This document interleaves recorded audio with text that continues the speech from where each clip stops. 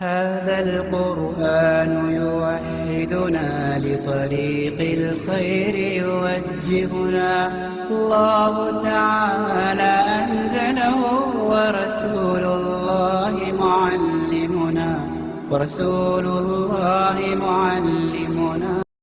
إن الحمد لله نحمده ونستعينه من يهده الله فلا مضل له ومن يضلله فلا هادي له وأشهد أن لا إله إلا الله وحده لا شريك له وأشهد أن محمدا عبده ورسوله أما بعد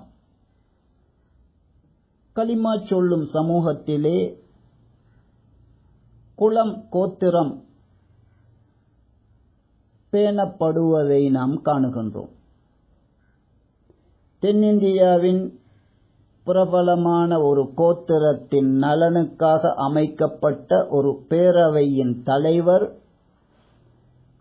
கோத்திரங்கள் பற்றியும்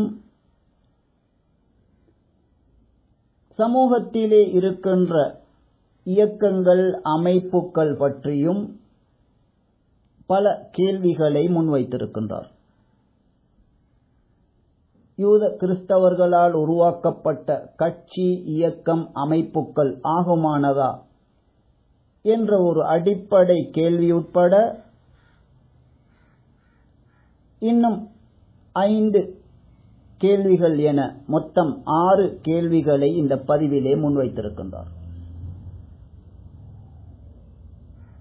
யூத கிறிஸ்தவர்களால் உருவாக்கப்பட்ட கட்சி இயக்கம் அமைப்புகள் ஆகுமானதா என்ற இவரது கேள்வி ஒரு மனிதன் அல்லாஹுடைய திருப்தியை பெறுவதன் மூலம் அவனது அருளை கொண்டு எவ்வாறு சுவனத்தை அடைவது என்பது பற்றிய தெளிவை உங்களுக்கு ஏற்படுத்தி தரும். இந்த அடிப்படை கேள்வியிலிருந்து ஒவ்வொரு கேள்விக்கும் உரிய பதிலை இங்கு சுருக்கமாக ஆனால் தெளிவான ஆதாரத்தோடு உங்களுக்கு நாம் முன்வைக்கின்றோம். கட்சி இயக்கம் அமைப்பு என்றாலே அதற்கு என ஒரு கொள்கை இருக்கும், அதற்கு என ஒரு தலைவர் இருப்பார்.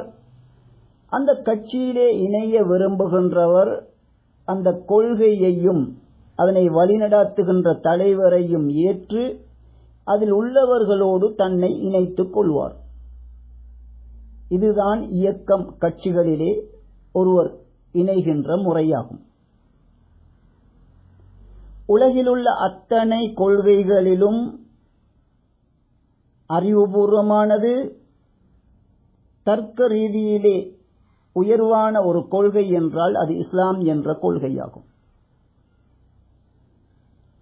முஸ்லிம் என்று சொன்னால் அந்த கொள்கையையும் அதனை பின்பற்றி அதனை கொண்டு வழிநடாத்துகின்ற தலைவரையும் ஏற்றுக்கொண்டு அந்த கொள்கையை ஏற்றுக்கொண்டவர்களோடு தன்னை இணைத்துக் கொள்வதுதான் ஒருவர் முஸ்லிமாக மாறுவது என்பதாகும்.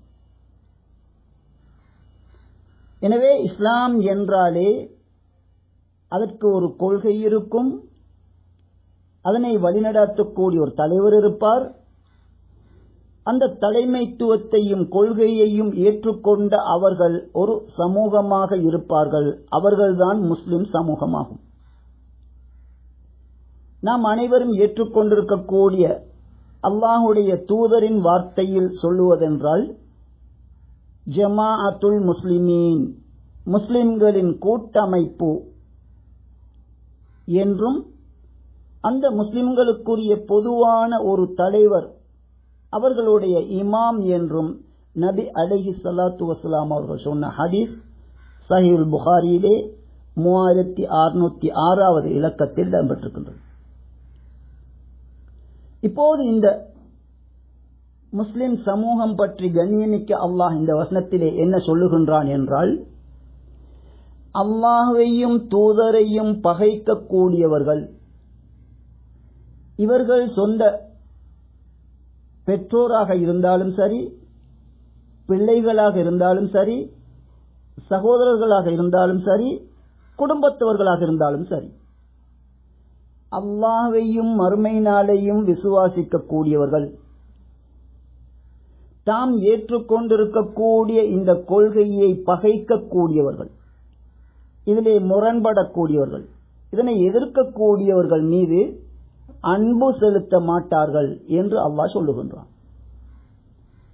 தொடர்ந்து அல்லாஹ் சொல்லுகின்றான், தன்னுடைய வானவர்களின் தலைவரான ஜிப்ரீல் அலைஹி ஸலாத்து வஸ்ஸலாம் அவர்களை கொண்டு இங்கே குறிப்பிடப்பட்ட அந்த முஸ்லிம்கள் அவர்களுக்கு அல்லாஹ் அவர்களை உறுதிப்படுத்துகின்றான், அவர்களுடைய உள்ளங்களிலே ஈமானை விதியாக்குகின்றான். அத்தோடு அவர்களை கீழால் ஆறுகள் ஓடக்கூடிய சுவனங்களிலே அவர்களை நுழைவிப்பான். அந்த இன்பங்களிலே அவர்கள் நிலையாக இருப்பார்கள். அவர்களை அல்லாஹ் பொருந்திக் கொண்டான், அவர்களும் அல்லாஹ்வை பொருந்திக் கொண்டார்கள். உலாயிக ஹிஸ்புல்லாஹ், அவர்கள் அல்லாஹ்வுடைய கட்சியைச் சேர்ந்தவர்கள். அறிந்து கொள்ளுங்கள், நிச்சயமாக அல்லாஹ்வுடைய கட்சியினரே வெற்றியாளர்கள் என்று இந்த வசனத்திலே அல்லாஹ் சொல்லுகின்றான். எனவே இஸ்லாம் என்றால் அது ஒரு கொள்கை, அதற்கு என ஒரு இமாம் வழிகாட்டி இருப்பார். கொள்கையையும் அந்த தலைமைத்துவத்தையும் ஏற்றுக்கொண்டு அந்த கூட்டமைப்பிலே நுழைகின்றவர், அந்த கட்சியிலே இணைகின்றவர் ஒரு முஸ்லிமாகின்றார் என்ற விவரங்களை இவற்றிலிருந்து நாம் தெரிந்து கொள்ள முடியும். இப்போது உங்களுடைய அந்த கேள்விக்கு வாருங்கள். கட்சிகள், இயக்கங்கள், அமைப்புகள் எனும்போது அவற்றிற்கு தனித்தனி தலைவர்கள் இருக்கின்றார்கள், தனித்தனி கொள்கைகள் இருக்கின்றன. முஸ்லிம் என்றாலே அல்லாஹ்விடமிருந்து தரப்பட்ட கொள்கை, அல்லாஹ்விடம் அங்கீகரிக்கப்பட்ட ஒரே கொள்கை, அது அல் குர்ஆனிலும் சஹீஹான ஹதீஸிலும் காணப்படுகின்றது. குர்ஆனிலும் ஹதீஸிலும் உள்ள அத்தனையும் நான் ஏற்று பின்பற்றுவேன் என்று உள்ளத்திலே அதனை பதித்து, வெளிப்படையிலே அதனை பின்பற்றி அதனை கொண்டு வழிநடத்தக்கூடிய அந்த தலைவரிடம் வாக்குறுதி அளித்து இஸ்லாம் என்ற அந்த கட்சியிலே இணைவதுதான் ஒருவர் முஸ்லிமாக மாறுவது.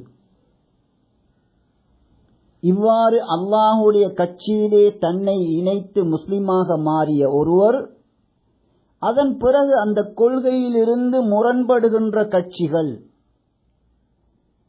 அந்த கொள்கையின் தலைமைத்துவத்திற்கு கட்டுப்படாத, அதன் கட்டுப்பாட்டிலிருந்து வெளியேறி செல்லுகின்ற தனித்தனியான இயக்கங்களாக இருக்கும் என்றால், தனித்தனியாக அமைப்புகளாக இருக்கும் என்றால், இத்தகைய பிரிவுகளுக்கு இஸ்லாம் ஒருபோதும் அனுமதி வழங்குவதில்லை.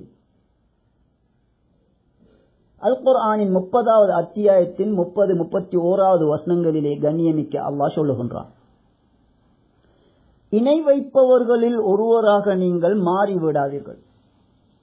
அவர்கள் தங்களுடைய தீனை பல பிரிவுகளாக பிரித்து விட்டார்கள், அதன் அடிப்படையிலே அவர்களும் பல பிரிவுகளாக பிரிந்து விட்டார்கள். ஒவ்வொரு பிரிவாக இருந்து கொண்டு அவர்கள் என்ன கொள்கையிலே எவற்றிலே இருக்கின்றார்களோ அதனை கொண்டு அவர்கள் மகிழ்ச்சி அடைந்து கொண்டிருக்கின்றார்கள் என்று கண்ணியமிக்க அல்லாஹ் சொல்லுகின்றான். அல்லாஹ்வுடைய கட்சியில் அதன் கொள்கையையும் அதன் தலைமைத்துவத்தையும் ஏற்று ஒரு ஜமாத்தாக ஒன்றுபட்ட முஸ்லிம்கள் அந்த கட்டுப்பாட்டிலிருந்தும் நேர்வழியிலிருந்தும் திசை மாறி வேறு நோக்கங்களுக்காக, வேறு கொள்கைகளுக்காக, வேறு தலைமைத்துவங்களில் இணைந்து இவ்வாறான இயக்கங்கள், அமைப்புகள் எதுவாக இருந்தாலும் அவை அனைத்தும் இஸ்லாத்திலே தடை செய்யப்பட்ட கடுமையான ஹராமான அமைப்புகளாகும். எங்களுக்கு முன்மாதிரியான நபி அலைஹி ஸலாத்து வஸ்ஸலாம் அவர்கள் இஸ்லாம் என்ற இந்த வஹியை மக்களுக்கு போதித்தார்கள். அதனை ஏற்க விரும்புகின்றவர்களிடம் இஸ்லாத்திற்காக உடன்படிக்கை எடுத்தார்கள். வஹி மூலம் அறிவிக்கப்படுகின்றவற்றை நம்பி அதனை பின்பு வழிநடத்தக்கூடிய நபியமைத்துவத்திலே ஒன்றுபட்டு நபிக்கு கட்டுப்பட்டு நடப்பதாகவும் வாக்குறுதி அளித்து அவர்கள் முஸ்லிம்களாக மாறினார்கள். அதன் பிறகு இந்த கொள்கைக்கு முரணாக அல்லது இந்த தலைமைத்துவத்தின் கட்டுப்பாட்டில் இல்லாத தனித்தனி அமைப்புகளாக அவர்கள் மாறினார்களா என்று கேட்டால் நிச்சயமாக கிடையாது. ஆகவே அடிப்படை கேள்வி, 6 கேள்விகளிலே மிக முக்கியமான கேள்வி, இவ்வாறு அல்லாஹ்வுடைய கட்சியாகிய வஹியை கொண்டு வழிநடாத்துகின்ற ஒரு தலைமைத்துவத்தில் ஒன்றுபட்ட முஸ்லிம்கள், இவர்களுக்கு மத்தியிலே இந்த கொள்கையிலிருந்து மாறுபட்டு இந்த தலைமைத்துவ கட்டுப்பாட்டிலிருந்து வெளியேறி வேறு அமைப்புகள் இயக்கங்களுக்கு இஸ்லாம் அனுமதி வழங்குகின்றதா என்றால் நிச்சயமாக கிடையாது. அதனை இஸ்லாம் தடை செய்கின்றது. கண்ணியமிக்க அல்லாஹ் அல் குர்ஆனின் 30வது அத்தியாயத்தின் 31வது வசனத்திலே, நீங்கள் இணை வைப்போரில் நின்றும் ஆகிவிடாதீர்கள், தங்களுடைய தீனை பல பிரிவுகளாக பிரித்து அவர்களும் பல பிரிவுகளாக ஆகிய தங்களிடம் இருக்கக்கூடிய அந்த பிரிவை கொண்டு சந்தோஷப்படக்கூடிய அவர்கள், அத்தகைய நிலையிலே நீங்கள் மாறிவிடாதீர்கள் என்று அல்லாஹ் தடை செய்கின்றார். ஆகவே ஒரு தலைமைத்துவத்தின் கீழ் உள தூய்மையோடு அல்லாஹ்விடமிருந்து வந்த வஹியை பின்பற்றி ஒரு ஜமாத்தாக இருக்கக்கூடியவர்கள் உண்மையான முஸ்லிம்களாக இருப்பார்கள். இந்த முஸ்லிம் சமூகத்திற்குள் பல தலைமைத்துவங்களை ஏற்படுத்தி இந்த வஹிக்கு முரணான கொள்கைகளை உருவகப்படுத்தி, அது எந்த அமைப்பாக இருந்தாலும் சரி, எந்த இயக்கமாக இருந்தாலும் சரி, இவற்றை இஸ்லாம் ஒருபோதும் அனுமதிக்கவில்லை என்பதே சுருக்கமாகும். இப்போது அடுத்த கேள்விகள், இஸ்லாமிய கண்ணோட்டத்தில் அல்லது இஸ்லாத்திலே குலம் கோத்திரம் என்பவை இருக்கின்றதா என்ற கேள்வியை பொறுத்தவரையிலே நேரடியாக அல்லாஹ் அல் குர்ஆனின் 49வது அத்தியாயத்தின் 13வது வசனத்தில் பதில் சொல்லுகின்றார். மனிதர்களே, நிச்சயமாக உங்களை நாம் ஆண்களாகவும் பெண்களாகவும் படைத்திருக்கின்றோம். உங்களுக்கு மத்தியிலே குலம் கோத்திரத்தையும் நாம் ஏற்படுத்தி இருக்கின்றோம். இவ்வாறு சொல்லுகின்ற அல்லாஹ் இந்த குலம் கோத்திரம் எதற்காக ஏற்படுத்தப்பட்டது என்பதை மிக தெளிவாக கூறுகின்றான். லிதஆரஃபு, உங்களுக்கு மத்தியில் ஒருவர் மற்றவரை அடையாளம் காண்பதற்கு இந்த குலம் கோத்திரம் ஏற்படுத்தப்பட்டிருப்பதாக சொல்லுகின்றான். அதே நேரத்தில் அல்லாஹ்விடம் இன்ன குலம் உயர்ந்தது, இன்ன குலம் தாழ்ந்தது என்று இருக்கின்றதா என்று கேட்டால் அதற்கும் இந்த இடத்திலேயே அல்லாஹ் பதில் சொல்லுகின்றான். இன்ன அக்ரமக்கும் இந்தல்லாஹி அத்காக்கும், உங்களிலே மிக கண்ணியமானவர், சிறப்புக்குரியவர் யாரெல்லாம் மிக அதிகமாக அல்லாஹுவை அஞ்சி நடக்கின்றாரோ, அந்த அல்லாஹுவின் அச்சத்தின் அடிப்படையில் தான் உங்களிலே உயர்வு தாழ்வு ஏற்படும் என்ற விடயத்தையும் அல்லாஹ் சொல்லிவிடுகின்றான். எனவே இஸ்லாம் குலம் கோத்திரத்தை ஏற்கின்றதா என்று கேட்டால், அல்லாஹ்வே அந்த குலம் கோத்திரத்தை ஒருவர் மற்றவரை அடையாளம் காண்பதற்காக ஏற்படுத்தியிருக்கின்றான். ஒருவர் மற்றவரை விட உயர்ந்தவர் தாழ்ந்தவர் என கூறுவதற்காக அல்ல. உயர்ந்தவர் தாழ்ந்தவர் எப்படி அல்லாஹ்விடம் பார்க்கப்படும் என்றால், அல்லாஹ்வை பற்றி மிக அதிகமாக யார் பயப்படுகின்றாரோ, அதன் வெளிப்பாடாக அல்லாஹ்வுடைய சட்டதிட்டங்களை மிக கவனமாக யார் பேணி நடக்கின்றாரோ, இதன் அடிப்படையில் தான் அல்லாஹ்விடம் உயர்வு தாழ்வு கணிக்கப்படும் என்று இதற்குரிய பதிலாக அல்லாஹ் சொல்லுகின்றான். நபி அலைஹிஸ்ஸலாத்து வஸ்ஸலாம் ஒரு ஹதீஸிலே இதனை மிக தெளிவாக சொல்லுகின்றார்கள். சஹீஹ் முஸ்லிமிலே அரபு மூல நூலில் 2699வது இலக்கத்தில் இது பதிவாகி இருக்கின்றது.